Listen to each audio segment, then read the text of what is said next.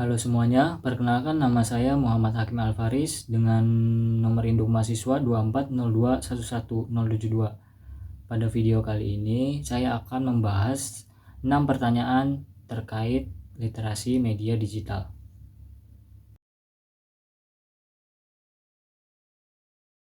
Jadi yang pertama kita harus tahu dulu apa itu budaya digital. Budaya digital adalah cara hidup manusia modern yang terbentuk oleh penggunaan teknologi digital.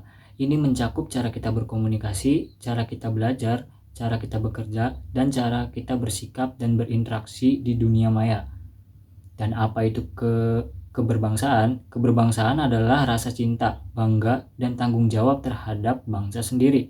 Ini bisa terlihat dari cara kita menjaga persatuan, cara kita menghargai perbedaan, mengutamakan kepentingan bersama, dan menjunjung tinggi nilai-nilai Pancasila.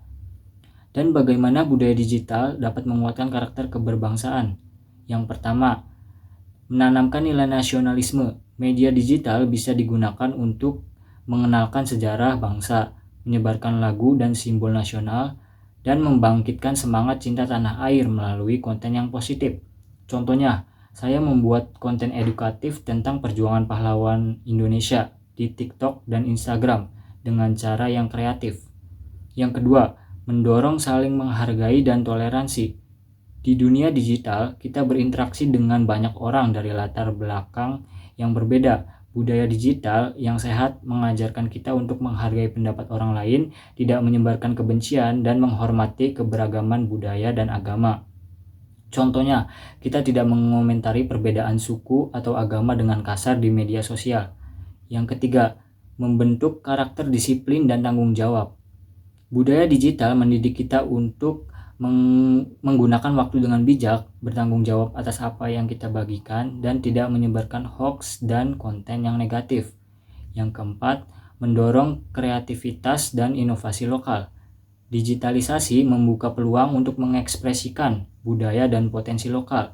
Contohnya dengan kita membuat konten kreatif misalnya tentang batik, kuliner lokal, atau bahasa-bahasa daerah. Kita juga dapat berjualan produk lokal lewat marketplace dan membuat karya seni digital bernuansa Indonesia. Jadi kesimpulannya, budaya digital dapat memperkuat karakter manusia modern jika digunakan secara bijak. Melalui budaya digital, kita bisa belajar menjadi pribadi yang cinta tanah air, menghargai perbedaan, bertanggung jawab saat menggunakan media, dan kreatif dalam menyebarkan nilai-nilai bangsa. Dengan begitu, budaya digital tidak hanya soal teknologi, tetapi juga menjadi alat untuk membangun sikap dan karakter bangsa di era modern ini.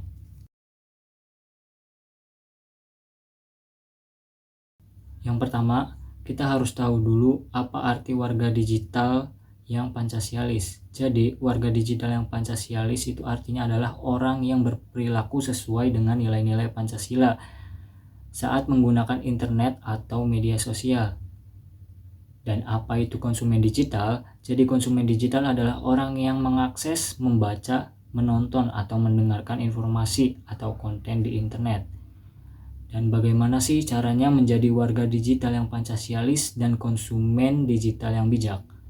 Yang pertama itu adalah sharing dulu sebelum sharing. Jadi sebelum menyebarkan informasi, pastikan benar dan bermanfaat. Contohnya, cek dulu apakah berita itu dari sumber terpercaya atau itu merupakan sumber hoax. Yang kedua, gunakan media untuk hal yang positif. Tonton dulu, baca, dan bagikan konten yang mendidik, menginspirasi, atau bermanfaat. Contohnya, pilih nonton video edukasi, bukan konten yang penuh dengan kebencian. Yang ketiga itu bersikap sopan dan menghargai orang lain. Jadi saat mengomentari postingan atau ikut diskusi online, tetap ramah dan menghargai perbedaan.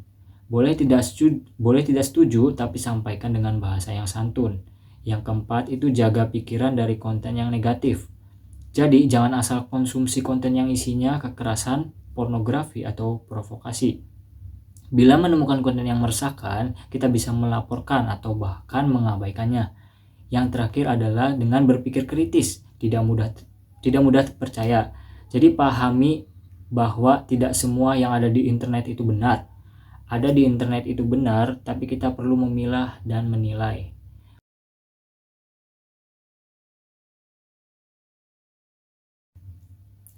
kita harus tahu apa itu literasi hiburan. Jadi, literasi hiburan adalah kemampuan untuk memahami, menilai, dan menikmati konten hiburan seperti film, drama, musik, video di YouTube dan di TikTok, game animasi, atau bahkan pertunjukan seni lainnya.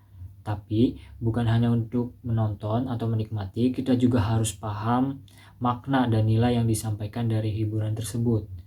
Dan bagaimana sih literasi hiburan dapat membantu kita dalam memahami dan menghargai karya seni dan budaya yang berbeda?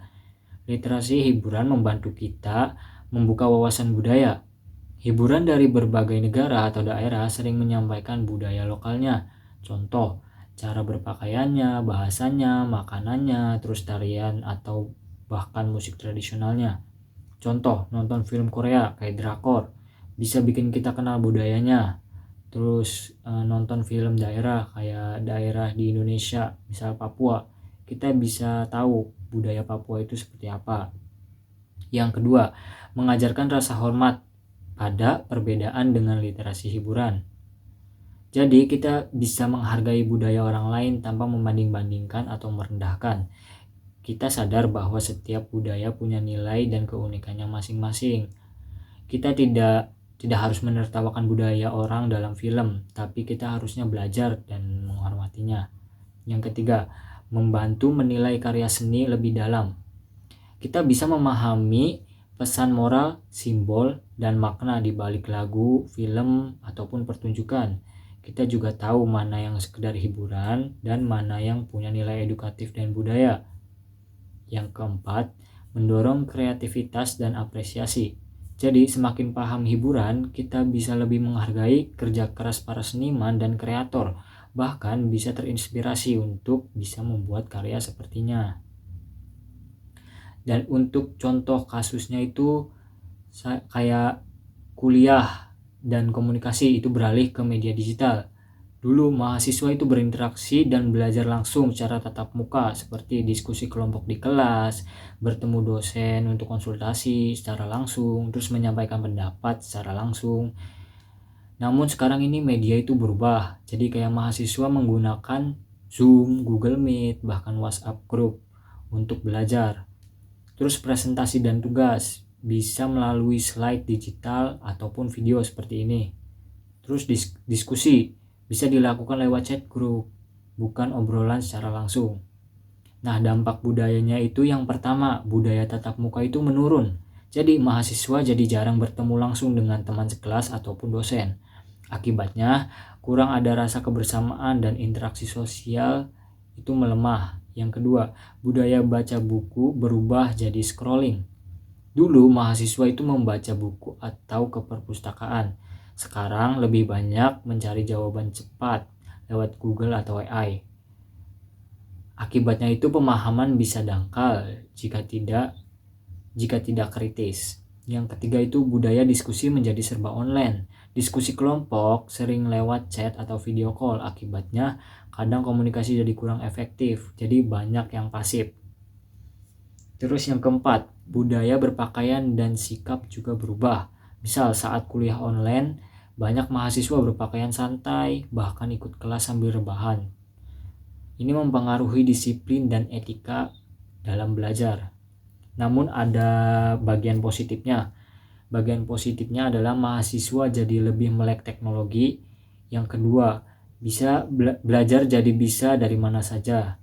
Yang terakhir adalah misal tugas lebih kreatif karena bikin video, podcast, bahkan desain digital. Jadi perubahan media di dunia kampus itu membawa perubahan budaya belajar dan berinteraksi. Mahasiswa itu perlu punya literasi digital dan budaya yang kuat agar bisa tetap disiplin, kritis, dan menjaga nilai-nilai akademik dalam dunia yang serba digital.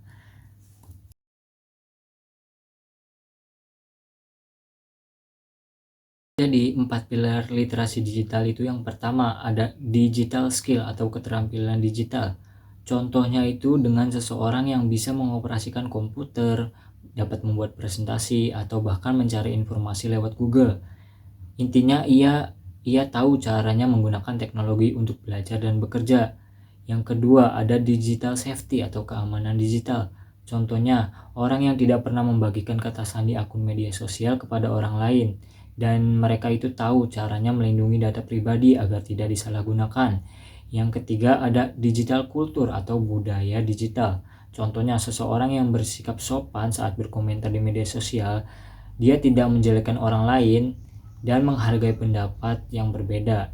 Yang terakhir ada digital etik atau etika digital. Contohnya tidak menjiplak tugas orang lain dari internet, menghargai hak cipta, dan tidak menyebarkan berita bohong. Kau seorang pembohong, penipu. Aku tidak akan tertipu lagi denganmu. Tidak akan.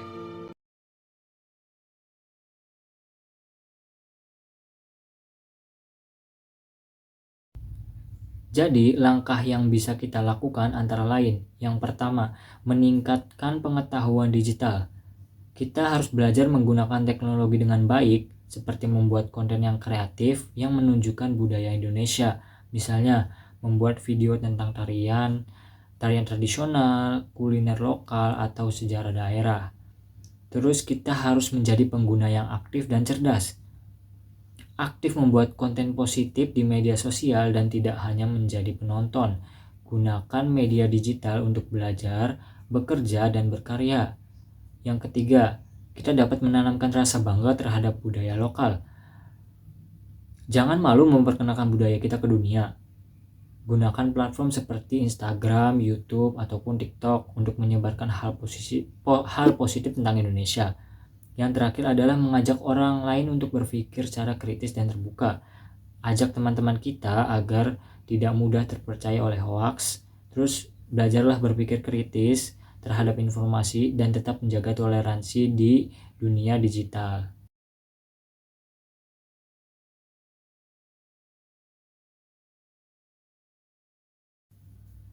Jadi, contoh simpelnya itu adalah halayak aktif merupakan orang yang bisa memilih dan menyaring informasi dengan bijak serta bisa membuat konten sendiri. Tentunya konten tersebut itu bermanfaat.